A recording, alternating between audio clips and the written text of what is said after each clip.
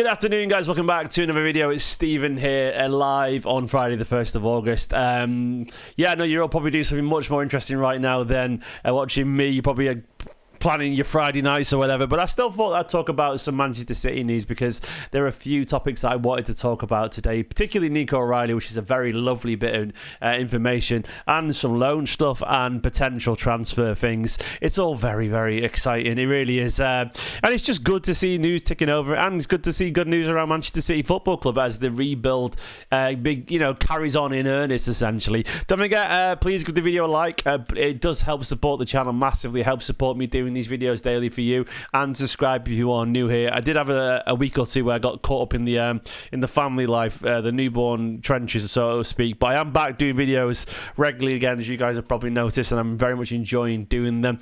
So yeah, subscribe if you're new. It would help me towards 75,000, which I'm aiming for, so it would be massively appreciated. So I'll go through the news today. We've got to start with the only place we can really start, and it comes from your man Fabrizio Romano. Let me find the tweet. He does about 1 billion tweets, so it's going to take ages to find. Here we go.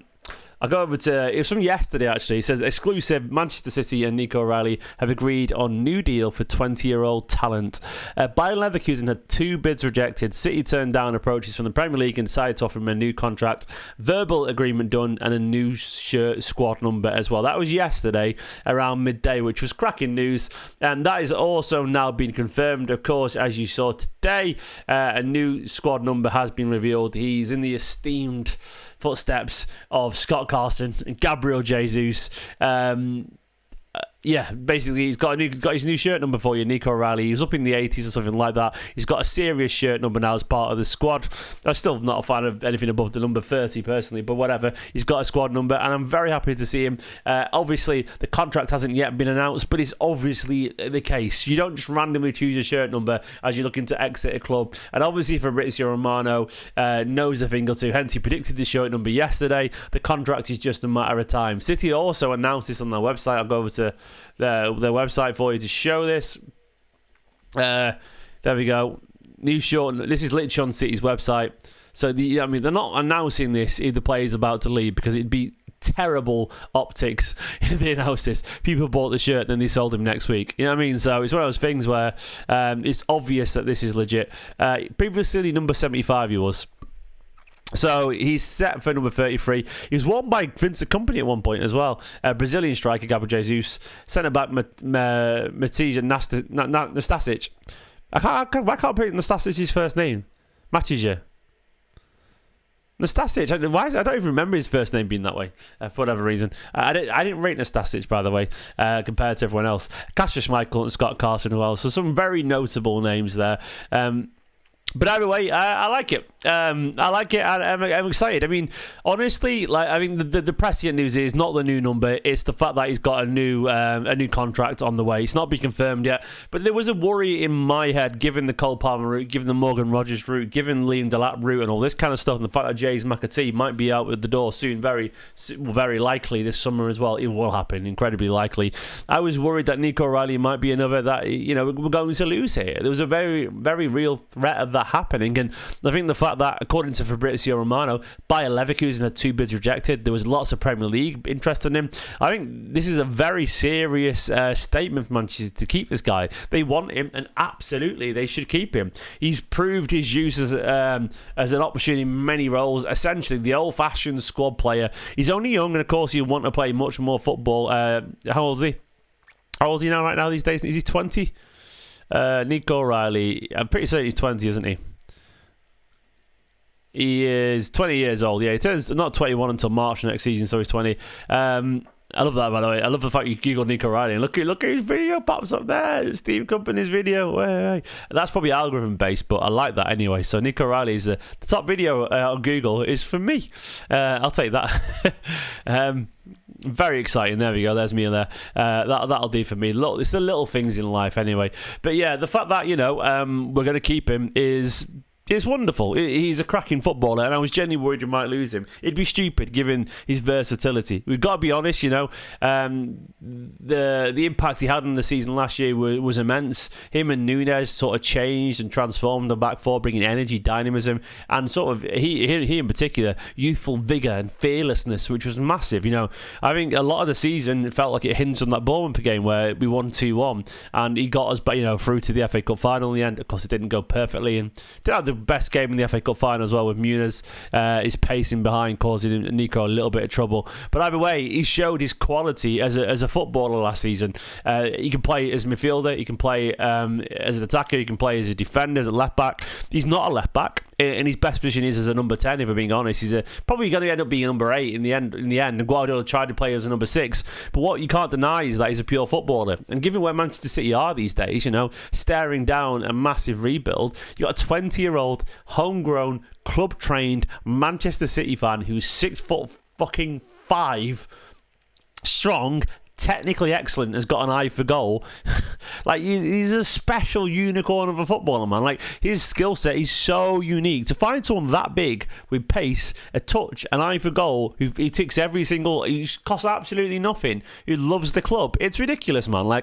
Yeah, absolutely. This kid is a once in a lifetime level kind of. This doesn't happen. It just doesn't happen. Players like him do not emerge. Yeah, as Mohammed said, he's got a flair and a bit of strength about him too. There is a bit of the yah footwork to him. I know you might laugh at that, but there is.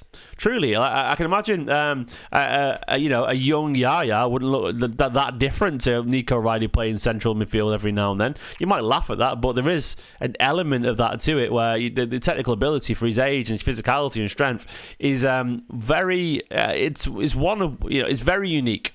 Yeah, incredibly unique. You just don't see players like that at all very often these days, and I love it. I love the fact that he's an academy prospect, and given where we're going, given the fact that we need to replace so many players, I think it'd be absolutely absurd to let him go anytime soon. So that's the thing. Sorry, I just got to send money to the wife. She doesn't realise I'm doing a live video right now. I get text saying, could you just send me some money? She's in Morrison's and she's a bit skint. So there we go. Just done that right now. But yeah, given where we're going, given the need for a rebuild, it'd be absurd to let him go. So I know Guardiola rates him. I know that's a fact. Guardiola does think he's a cracking footballer. I think the fact that I've done that. By the way, the money transferred. My phone was going bzz, bzz, bzz, bzz. Given the fact that Guardiola clearly rates him, given the fact that we've got so many great players, look at the players who are going to leave the squad inside the next 2 years. Nicola, I've already done it. Nicola's watching the chat. I've already transferred the money. Can everyone tell Nicola I've transferred the money? Given the players that are about to leave the next 2 years, Stones, Ake, Akanji, Kovacic, Bernardo Silva, Ilkay Gundogan, there's so many players. Jack Grealish is probably going to leave very soon as well. So many players of a high quality that are going to move on, and that is, it's unavoidable, and that we've got. We've got a plan for that. We've got a plan for the future, and he could be and end up being a midfielder option alongside Rodri, alongside Reinders. I think when you look at the potential for City to hand him a midfield spot, you got to look at the current midfielders. Look, Kovacic gone, Bernardo Silva gone, Gundogan gone. You've got essentially, in terms of the midfielders that will currently maybe be there, will be Reinders, Nico Gonzalez, Rodri. Even Rodri's getting a little bit older, 2 or 3 years from now, he might not be there either. So at that point, you're thinking, well, it's one of those things where we have to keep him, and I'm buzzing that we're going to. He's a fantastic player. He's too good not to have around. And look, it might be that, he played 10, 15 games last season. I think he'll play 20, 30. You got to bear in mind as well that Aït-Nouri's going to the African Cup of Nations around winter, so around January time, isn't it? So Nico O'Reilly will definitely be useful then, because he will play as this auxiliary left back kind of role, I reckon. So we need him, and he'll play getting plenty of games of football, because injuries will happen still, and it's going to be a very long season. It's cracking news. Elsewhere, there's been a bit of news. Let me just find the news around.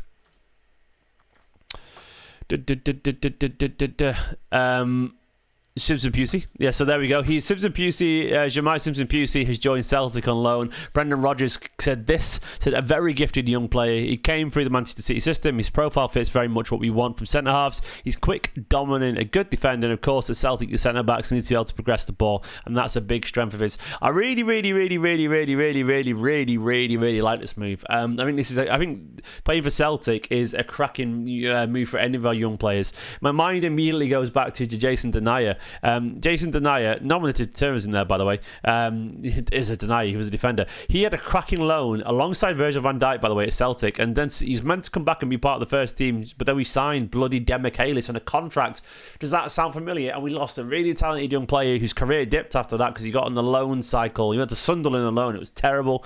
We just messed him up. Does it sound familiar? Letting old players stay too long and messing up young players with promises. Either way, Jason Denayer was fantastic at Celtic. He did really well. Van Dijk was his partner alongside him. Van Dijk, of course, went on to great things.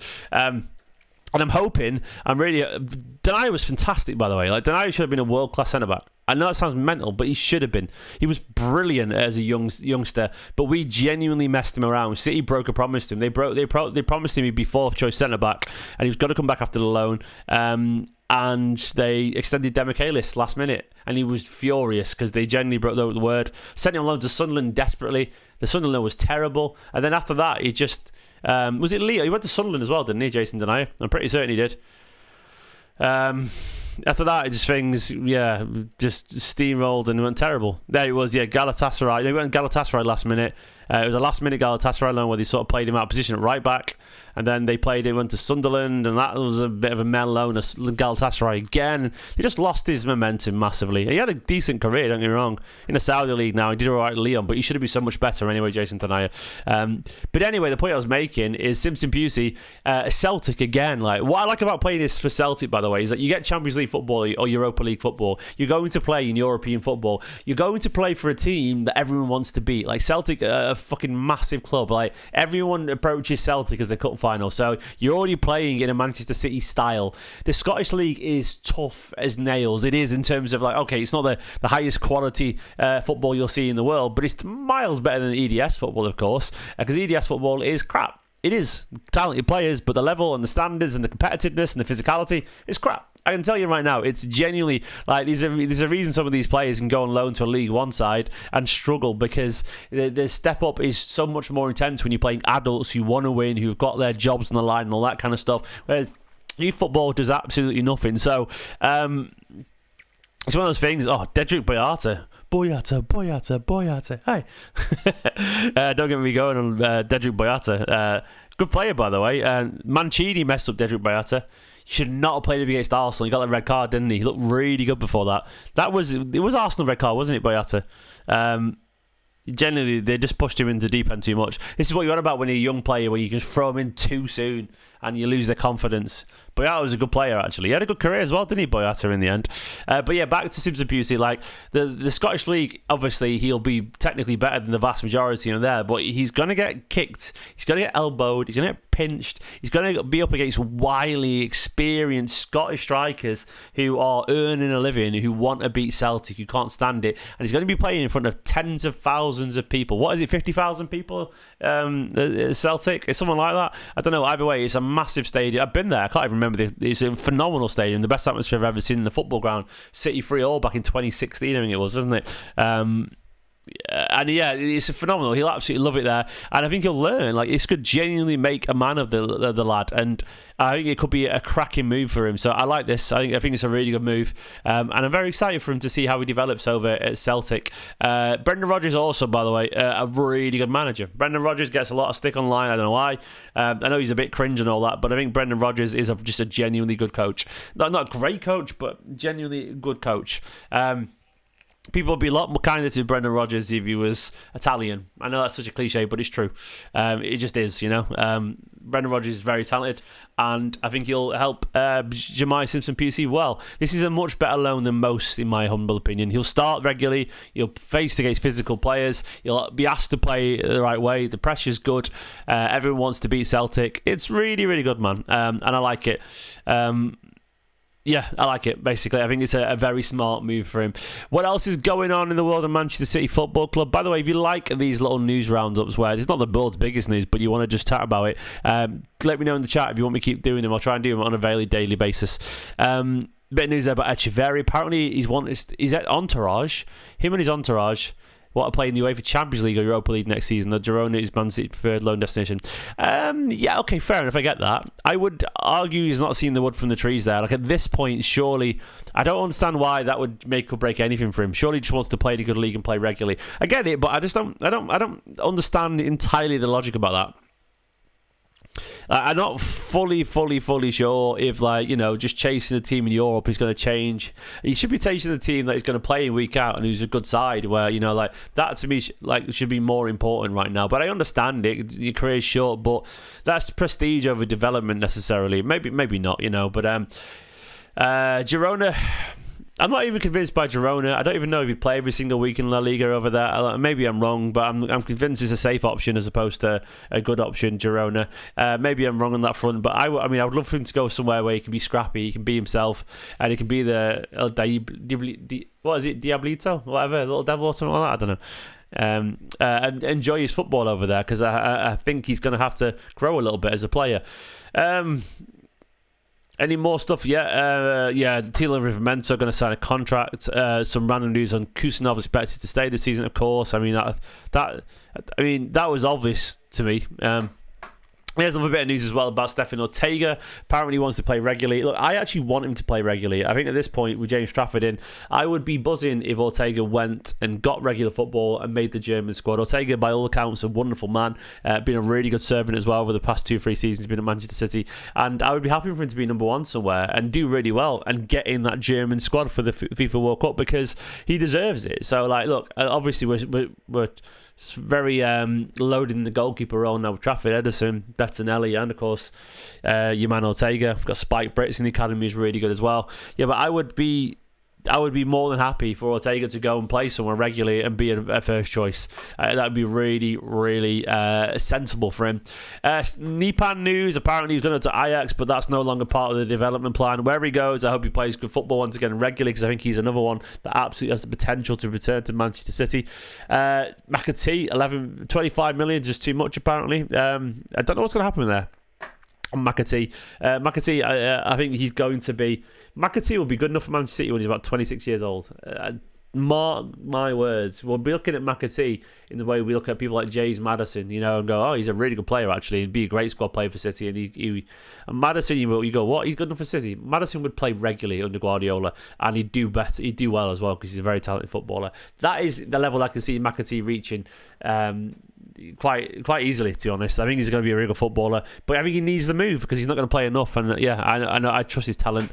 Cutting to Jordan Campbell for the Athletic. City are currently deliberating also whether we should keep Echeverri in-house. I think the loan is probably needed and necessary. I come to peace with this idea that he's not going to play much. Look, if he stays, lovely stuff. If he goes, I understand it. And I get it either way. Guys, just a quick roundup there of the news from today.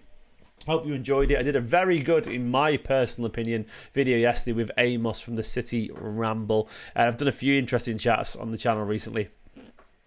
Yesterday about Vitor Reis and Echeverri, should they be loaned? I also put a discussion about no new right back and what that could mean, and also my starting City 11 for the season that I'd like to see. And of course, there's the Trafford news and so on. Go and give those videos a watch if you don't mind. Like the video, subscribe if you're new, and I'll see you all later. Love you all. Have a wonderful weekend. Bye-bye, Blues.